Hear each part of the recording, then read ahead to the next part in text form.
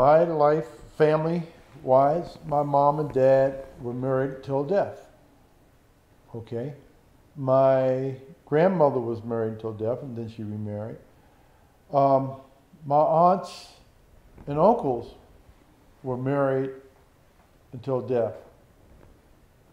So I grew up. Now I had cousins and probably some older relatives that that divorced. I knew there was divorce, but I didn't know or talk to anyone that experienced it that was an adult while I was growing up. Okay? They were married. So married life to me was the normal life. It wasn't abnormal or unnatural. It was natural.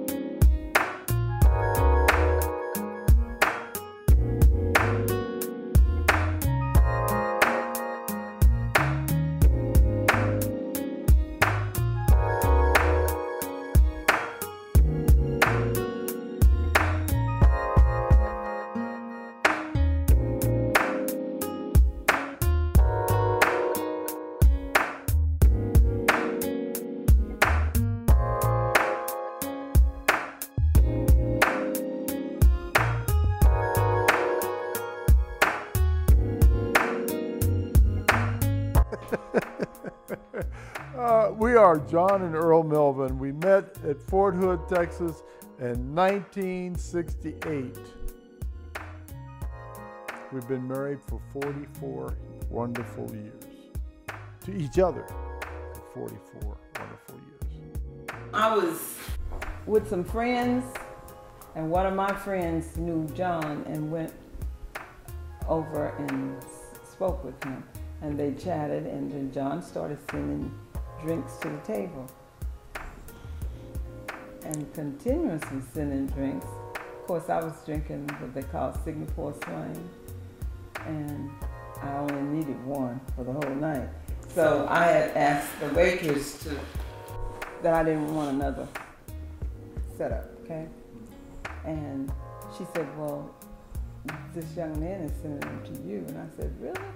I said, oh, please tell him to stop. My sister, Rosie Jones, my cousin, Mary Catherine, Soraya Fletcher, and a friend, Otter Pearl Ellison, Caldwell, was there. And they enjoyed the drinks. So they were trying to get me to keep taking them, and I refused. And then he came over and asked me to dance, and I did, and we started to talk. And he said that he was going up to Paul Quinn College in Waco, Texas, that next day, but he would stop by. And I said, sure, because I didn't believe it anyway. But he did. And we've been together ever since. I kind of figured I was going to date the right one because she's the only one who wanted to save me money. So in actuality, she is still a beautiful woman. She was a beautiful woman there, and she was the only one that had peace of mind. And I said, oh, that's pretty interesting. And again, she did want to save me money, which I consequently used on her later dates, but that's another story. But we had a good time. And yes, I said I was going up to Waco to Paul Quinn College for some kind of party that was going on about that time. This all happened the last of February, which was a leap year, 1968, and the first day of March, 1968. Hey, babe, you want to get married? It wasn't like that. Okay, I must use some more words. Let me think. It was a peaceful proposal. I said, I would like to marry you. Would you accept my hand in marriage? And she said, who are you? No. She said, let me think about it. Yes. You have to ask her. All I know is I proposed. And somewhere along that day, she said, okay. Or why not? Or why you? Yeah, it was, every year with my family was an adventure. It was interesting. And it was good to bring the kids into an environment that was more, I guess, secure, or the environment was different, that's for sure. They weren't used to the military at the time. They grew in rapid succession to enjoy being in the military or having a military lifestyle. We had one car, but we survived it. There was a time that I had to walk to work from on post to 10th Street in Killeen to URS. But John would take me in the morning because he would have meetings. When I'm getting off from work, he was going into a meeting. And if I didn't have a ride with somebody from the office, I'd just walk back. And probably good exercise for me. I didn't mind it. He did. And several times he would say, one of these days you will never be walking, but I probably should have kept walking. It wouldn't have been so heavy. But God bless, we're doing fine. I referenced the time that he sold his Triumph to help us to have Christmas. And I think that was the hardest time that we had during that time, because we learned how to buy groceries once a month. And we were never out without. I can't ever remember a time that we didn't have food. And we had a place to live. That came out of the check before we ever got it, when we lived on the post. You know, one of the things that I've learned is that you treat people like you want to be treated. So I try to make him feel that he's important to me. So I'm not saying words of, I don't use curse words anyway, but I'm not saying words that would make him feel bad about himself or how he feels about me. And he doesn't either to me. So, and in the morning, some mornings I may not have combed my hair yet, just jumped out of bed because I'm running to the door to put the alarm on. But he kisses me every morning before he goes to work. And he comes back and he has to have a hug and kiss me. So he makes me feel that I'm important to him. And I try to do the same thing to him. What did I learn? I learned that I could do it. And that I was nowhere near perfect. Of course, I'm still learning that lesson now, but because I wasn't perfect, I should not expect perfection. And once I realized that we were all people, it worked even better and better. So each year got better. And we've been together ever since. And she's been tolerating me for 44 years. And that's right, that's good. I had to learn that there was a family in my life, that now I had a family. And I had to learn and adjust to that. I'm not kissing you. It wasn't as hard as some people think, because love is love.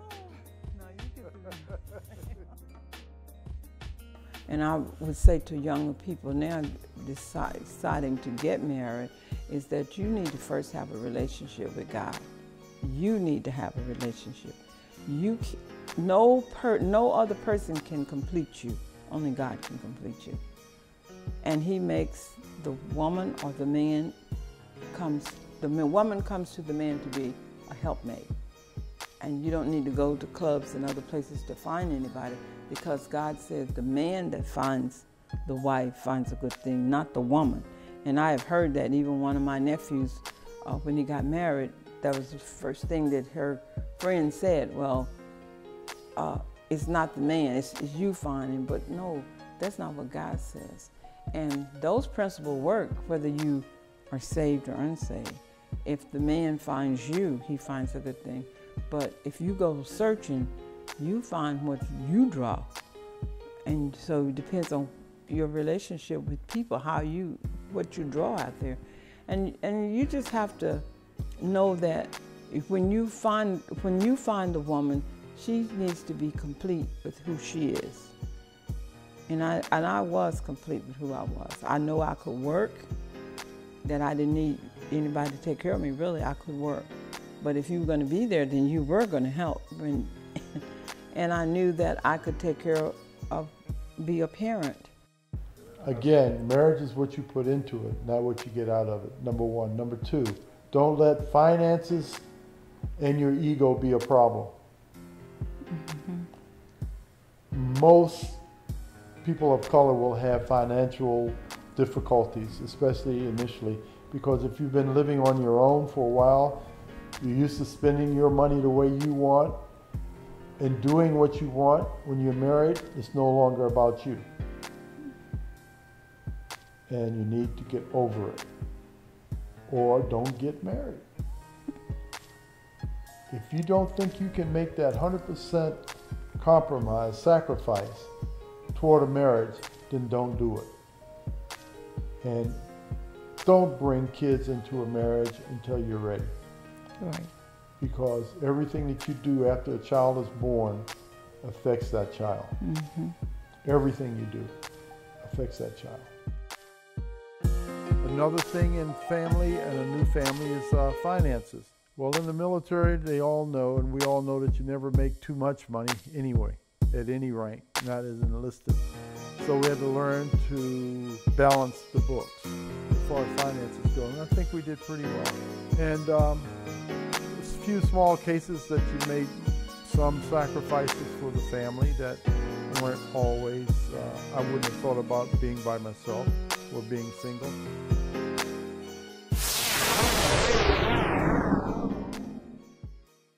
Oh.